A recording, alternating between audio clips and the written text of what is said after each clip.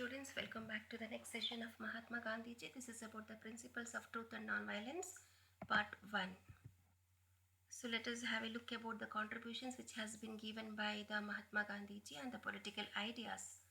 So in this session we are going to focus on the principle of truth and non-violence.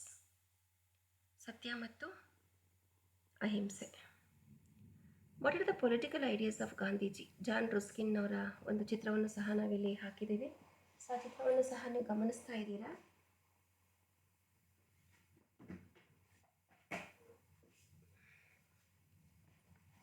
So ಈ ಪುಸ್ತಕದಲ್ಲಿ John Ruskin ಅವರು ಒಬ್ಬ philosopher and he is a prominent social thinker also.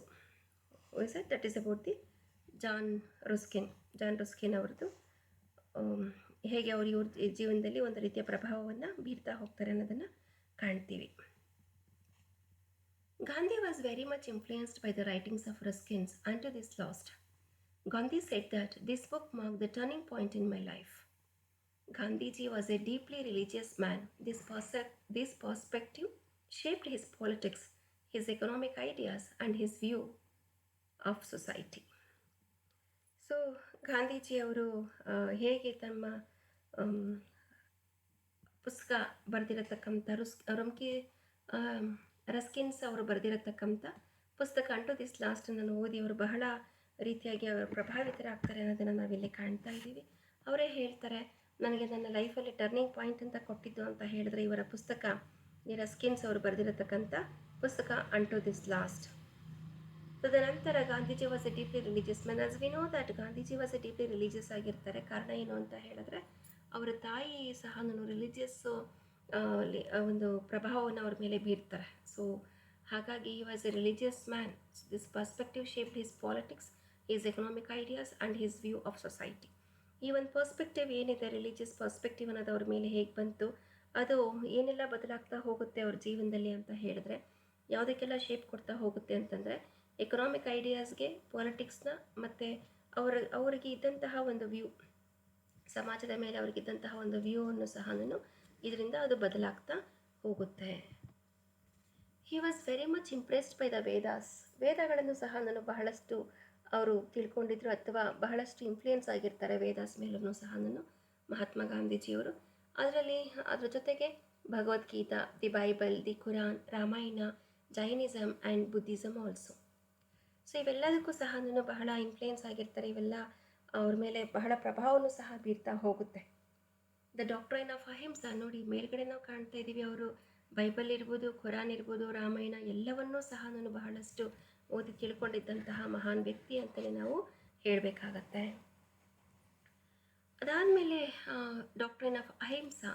ಈ doctrine of ಅಹಿಂಸಾ ಅನ್ನತಕ್ಕಂಥದ್ದು ಅಹಿಂಸೆಗೆ ಹೇಗೆ ಅವರು ಬಹಳ ಒಂದು ಒತ್ತನ್ನು ಕೊಡ್ತಾ ಹೋಗ್ತಾರೆ ಅಂತ ಹೇಳಿದ್ರೆ, ಅಹಿಂಸಾ ಅನ್ನತಕ್ಕಂಥದ್ದು which is deeply associated with Jainism and Buddhism. ಕೇಳಿದ್ದೀರಾ ಅನ್ಸುತ್ತೆ ಜೈನಿಸಮ್ ಮತ್ತು ಬುದ್ಧಿಸಮ್ ಬಗ್ಗೆ ಎಲ್ಲನೂ. ಸೊ ಜೈನಿಸಮ್ಮು ಬುದ್ಧಿಸಮಲ್ಲಿ ದೇ ಆರ್ ಒಂದು ಬೆಳೆದಿರತಕ್ಕಂಥ ಭೂಮಿಯ ಒಳಗಡೆ ಬೆಳೆದಿರತಕ್ಕಂಥ ಕೆಲವೊಂದು ಗೆಣಸುಗಳನ್ನು ಸಹ ಜೈನರು ತಿನ್ನೋದಿಲ್ಲ. We get the Jain food also in the restaurants. That is how the ahimsa ಅಂತ ಹೇಳಿದ್ರೆ ಆ ರೀತಿ ಅದರಿಂದ ಅವ್ರಿಗೆ ಬಹಳ ಇನ್ಫ್ಲೂಯೆನ್ಸ್ ಆಗ್ತಾ ಹೋಗುತ್ತೆ. Buddhism also they are very peace loving people. So ನ್ಯಾಯ, ಮೆಡಿಟೇಷನ್ ಇವೆಲ್ಲನೂ ಸಹ ನಾವು ಬುದ್ಧಿಸಮಲ್ಲಿ ನಾವು ಕಾಣ್ತಾ ಹೋಗ್ತೀವಿ. ಸೊ ಹಾಗಾಗಿ he was very much influenced with the Jainism and also Buddhism. Truth and non violence. So let me take up straight away now the truth and the non violence. ಸತ್ಯ ಮತ್ತು ಅಹಿಂಸೆ. ಏನು ಹೇಳುತ್ತಾರೆ ಇವರು ಸತ್ಯ ಮತ್ತು ಅಹಿಂಸೆಯ ಬಗ್ಗೆ ಅಂತ ಹೇಳಿದ್ರೆ, Gandhi believed that the strength of our truth and non violence is superior than any other power. ಅವರಿಗೆ ಎಷ್ಟು ನಂಬಿಕೆ ಇತ್ತು ಅಂತ ಹೇಳಿದ್ರೆ, ಸತ್ಯ ಮತ್ತು ಅಹಿಂಸೆ ಬೇರೆ ಯಾವುದೇ ಅಸ್ತ್ರಕ್ಕಿಂತ ತುಂಬ ಶ್ರೇಷ್ಠವಾಗಿರತಕ್ಕಂಥ ಅಸ್ತ್ರ ಅಂತ ಇವರು ಹೇಳ್ತಾರೆ ಮಹಾತ್ಮ ಗಾಂಧೀಜಿಯವರು. ಅದೇ ರೀತಿಯಾಗಿ I think this particular sentence has been repeated here. First sentence ಮತ್ತು ಸೆಕೆಂಡ್ ಸೆಂಟೆನ್ಸ್ ಎರಡನ್ನೂ ಒಂದೇ ಆಗಿದೆ, ಹಾಗಾಗಿ ಒಂದನ್ನು ದಯವಿಟ್ಟು ಇಗ್ನೋರ್ ಮಾಡ್ಕೊಳ್ಳಿ.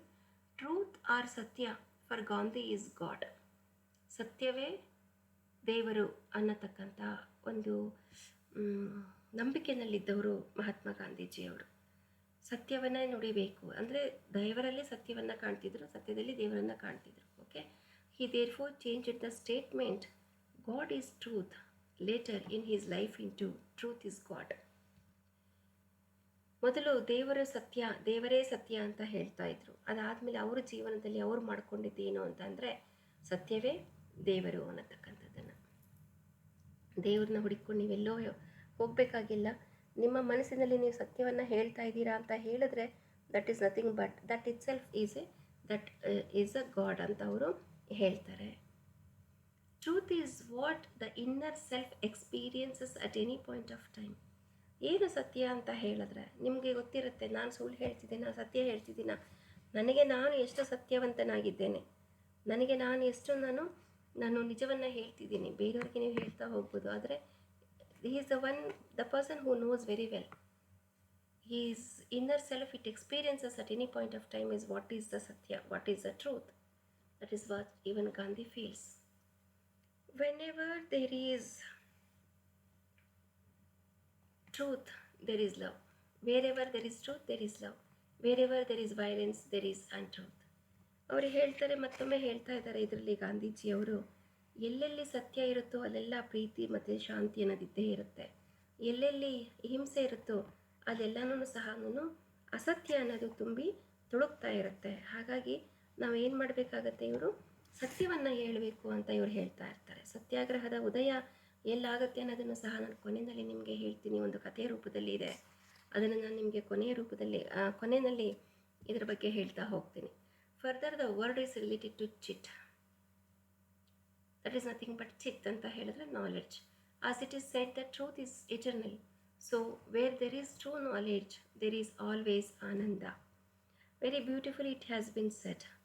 ತುಂಬ ಚೆನ್ನಾಗಿ ಇದನ್ನು ಹೇಳಿದ್ದಾರೆ ಇವರು.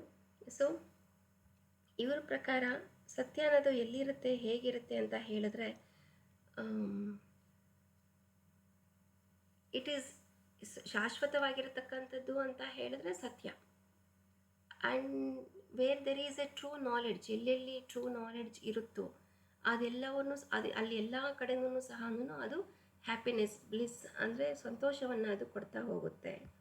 So there is A bliss everywhere, ಆನಂದವನ್ನು ಅದು ಕೊಡ್ತಾ ಹೋಗುತ್ತೆ. Hence, Satya in Gandhi's philosophy is God. What is Satya? Satya is nothing but the God. God as Sat. Okay, God as Satya. Chit is Ananda. Combination of truth, knowledge and bliss in himself. ಇವೆಲ್ಲವನ್ನು ಸಹ ಯಾರಲ್ಲಿರುತ್ತೆ, ಮನುಷ್ಯನಾದವನಲ್ಲಿ ಇವೆಲ್ಲವನ್ನು ಸಹ ನಾವು ಕಾಣ್ತಾ ಹೋಗ್ತೀವಿ. For Gandhi, truth and non-violence are inseparable. You cannot separate these two. This goes together. Wherever there is a truth, there is a non-violence. If you choose a untruth, there is a existence of the violence. So that is why they say that wherever all these things were existing, wherever there is a truth, there is a knowledge. Ahimsa is the highest duty. Even if we cannot practice it in full, we must try to understand its spirit and refrain as far as is humanly possible from violence. So ಇವರು ಗಾಂಧೀಜಿಯವರು ಇಲ್ಲಿ ಹೇಳ್ತಿದ್ದಾರೆ ಅಹಿಂಸದ ಬಗ್ಗೆ ಒಂದು ಮಾತನ್ನು ಇಲ್ಲಿ ಹೇಳ್ತಾ ಇದ್ದಾರೆ. ಅಹಿಂಸಾ ಅನ್ನತಕ್ಕಂಥದ್ದು ಒಂದು ದೊಡ್ಡ ಕರ್ತವ್ಯ, ಹೈಯೆಸ್ಟ್ ಮಹತ್ವವಾಗಿರ್ತಕ್ಕಂಥ ಒಂದು ಕರ್ತವ್ಯ. We cannot practise it in full. ಇದನ್ನು ನಾವು ಪೂರ್ತಿಯಾಗಿ ಪ್ರಾಕ್ಟೀಸ್ ಮಾಡಲಿಕ್ಕೆ ಆಗೋದಿಲ್ಲ. We must try to understand its spirit. ಇದರ ಸ್ಪಿರಿಟನ್ನು ನಾವು ಅರ್ಥ ಮಾಡ್ಕೊಬೇಕು. ಇದರ ಚೇತನ, ಸ್ಪಿರಿಟ್ ಇಸ್ ದ ಚೇತನ, ನಮ್ಮಲ್ಲಿ ತುಂಬ ತುಳುಕ್ತಾ ಇರಬೇಕು ಚೇತನ.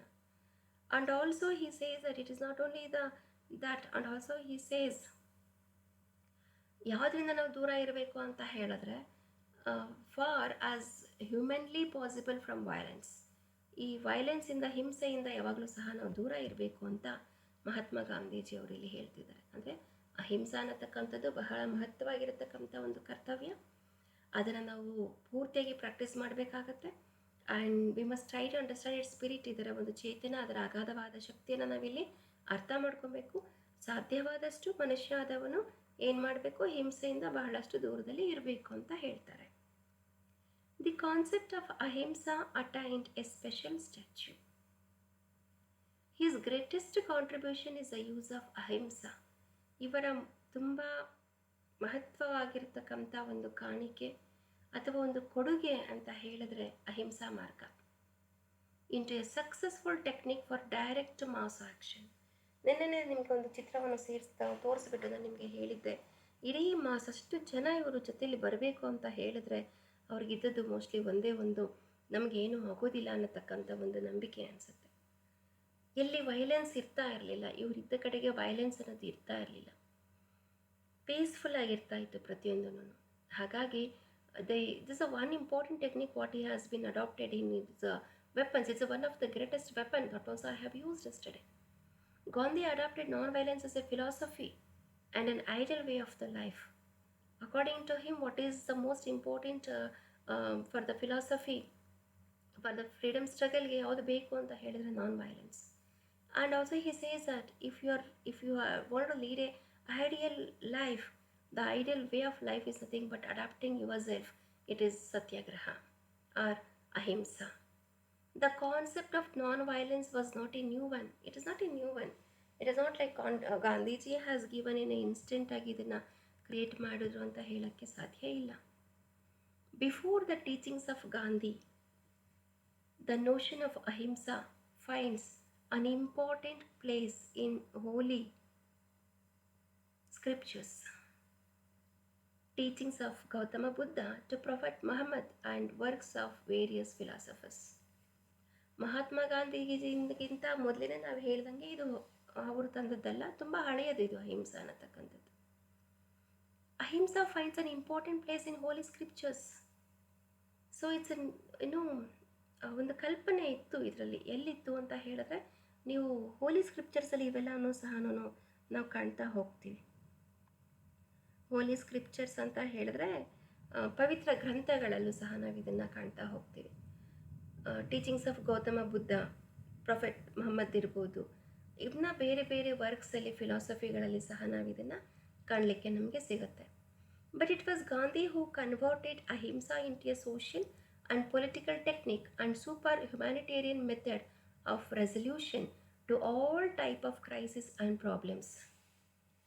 ಬಟ್ ಗಾಂಧೀಜಿಯವರು ಏನು ಮಾಡ್ತಾರೆ ಅಂತ ಹೇಳಿದ್ರೆ ಬರೀ ಗ್ರಂಥಗಳಿಗೆ ಸೀಮಿತವಾಗಿರೋದನ್ನು ಸಾಮಾಜಿಕ ಮತ್ತು ರಾಜಕೀಯ ವಲಯಗಳಿಗೆ ಅದನ್ನು ಪರಿಚಯ ಮಾಡ್ತಾರೆ. They is a one who converted this and super humanitarian method to resolution and also to all types of crisis and whatever the problems was existing in the society, whatever the problems was existing in the politics or in the political ways, and those days it was like a freedom struggle.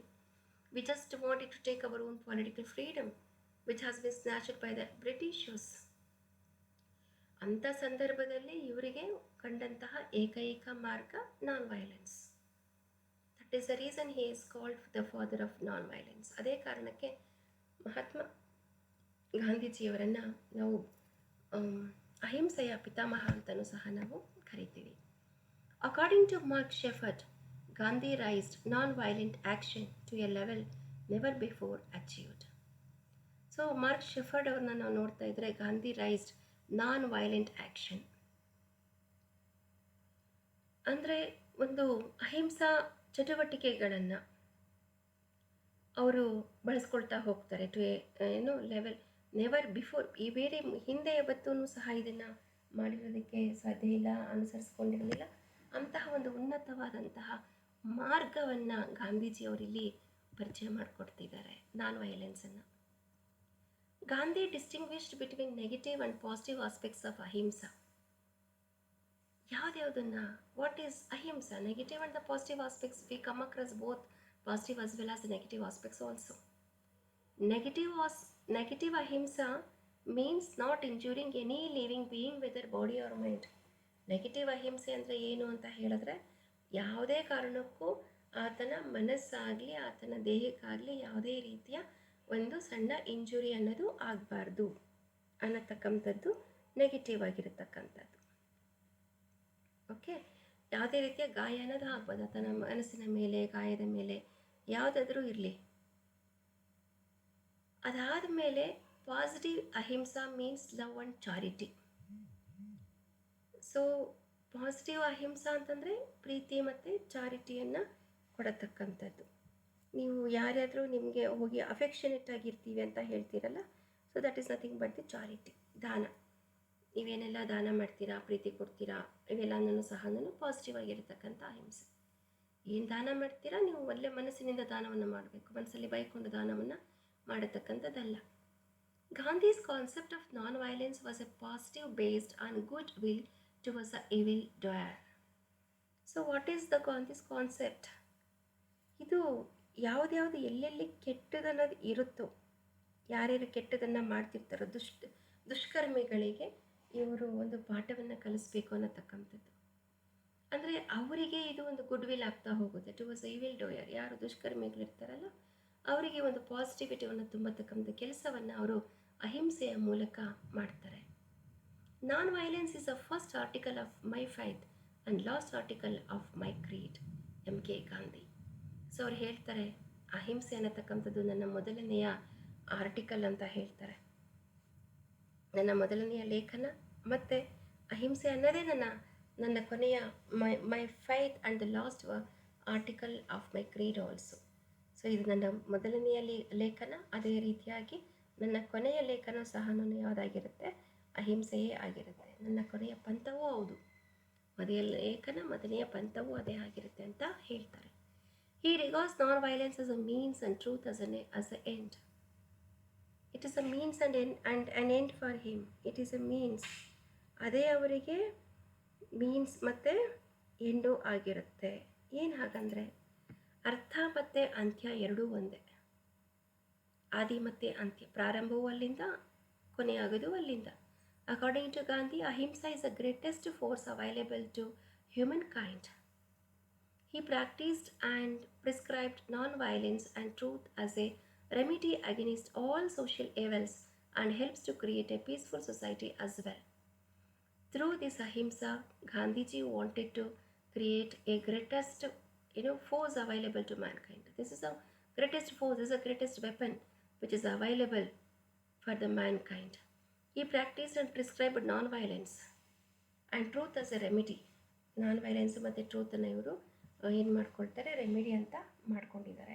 Against what? Against all the evils, all the social evils, and helps to create a peaceful society as well.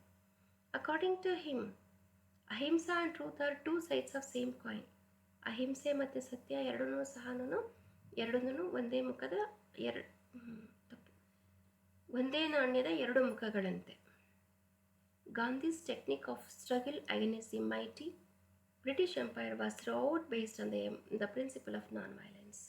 ಗಾಂಧಿಯವರ ಈ ತಂತ್ರ ಬ್ರಿಟಿಷರ ವಿರುದ್ಧ, ಅವರ ಎಂಪೈರ್ನ ವಿರುದ್ಧ ಅವರು ಮಾಡಿದಂತಹ ಒಂದು ತಂತ್ರ ಅಂತಂದರೆ, ಅವರು ಹೋರಾಟ ಮಾಡಿದ್ದು ಪ್ರತಿಯೊಂದನ್ನು ಸಹ ಯಾವ ತತ್ವದ ಆಧಾರದ ಮೇಲೆ ಅಂದರೆ ಅಹಿಂಸೆಯ ಆಧಾರದ ಮೇಲೆ.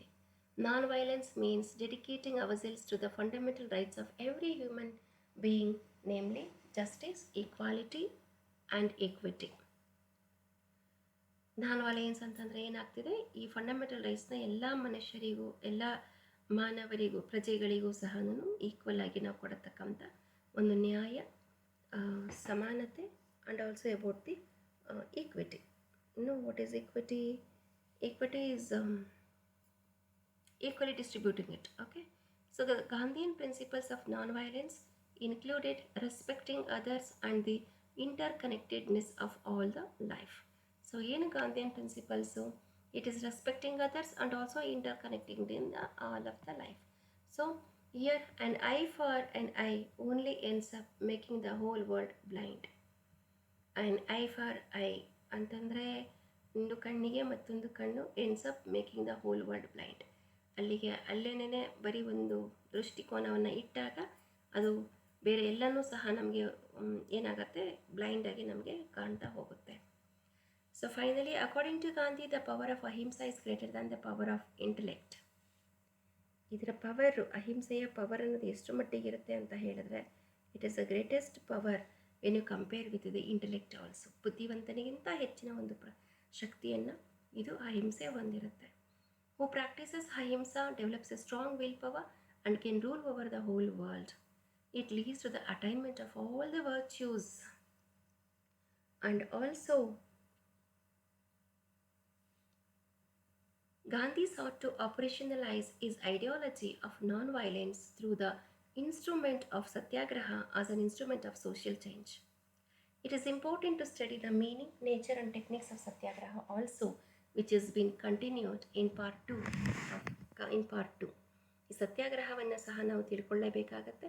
ಗಾಂಧಿ ಸಾಟ್ ಟು ಆಪರೇಷನ್ ಅಂದರೆ ಈ ಐಡಿಯಾಲಜಿ ನಾನ್ ವೈಲೆನ್ಸು ಯಾವುದಕ್ಕೆ ಇದು ಒಂದು ಇನ್ಸ್ಟ್ರೂಮೆಂಟ್ ಆಗುತ್ತೆ ಅಂತ ಹೇಳಿದ್ರೆ ಸತ್ಯಾಗ್ರಹಕ್ಕೆ ಇದು ಒಂದು ಇನ್ಸ್ಟ್ರೂಮೆಂಟ್ ಆಗ್ತಾ ಹೋಗುತ್ತೆ. ಸಾಮಾಜಿಕ ಬದಲಾವಣೆಯನ್ನು ಅದು ಸತ್ಯಾಗ್ರಹ ಸಾಮಾಜಿಕ ಬದಲಾವಣೆಯನ್ನು ಸಹ ತರ್ತಾ ಬರುತ್ತೆ.